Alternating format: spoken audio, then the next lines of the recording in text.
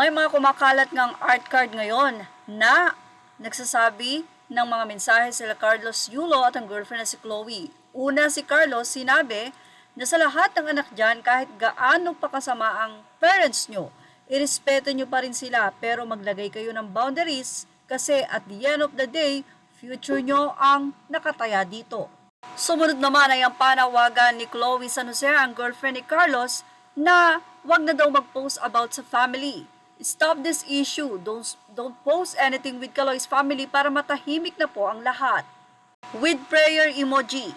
Well, tama naman ang panawagan nitong si Chloe dahil gusto nga nilang ayusin ito privately. Pero ang mga netizen, tila hindi nagustuhan ang naging panawagan na ito ni Chloe dahil narito ang kanilang naging suggestion at komento kay Chloe. Say nila, para matapos magpakumbaba kayong dalawa at hingi ng basbas ng magulang upang buhay nyo ay maging masaya. If you want to stop the issues of Kaloy's family, then find a way to reconcile since it starts with you, then solve it as simple as that. If you want this to subside, let Kaloy settle this mess. Filipino people hindi matatahimik hanggat hindi nakakamit ng nanay niya ang justice.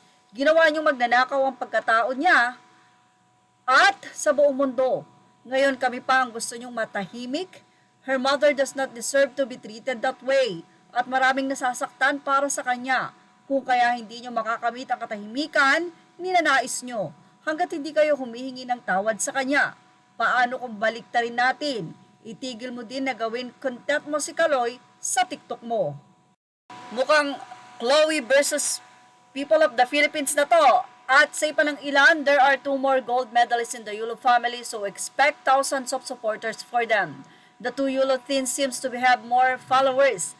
Mind your own gold-plated one.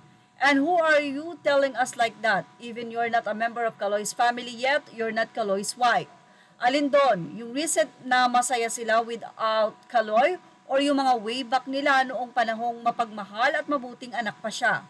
Kasi kung kailan masasaya na ang post nila at saka mo naman patitigilin. Sana noon pa, noong una pa lang. I love the 2 Yulos teenager, both are sweet and loving. The next gold medalist.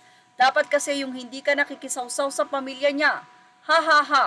Siya pa yung may ganang magsabi niyan. Ambot na lang. Mother is mother at family is forever. We love the Yulo family even without Carlos. You don't have the right to stop us loving them.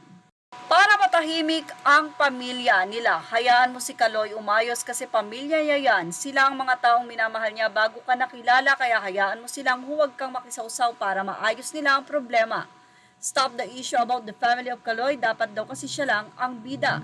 Ikaw ang mag-stop girl, think twice before posting, hehehe. Hindi pwede kailangan namin ng engagement.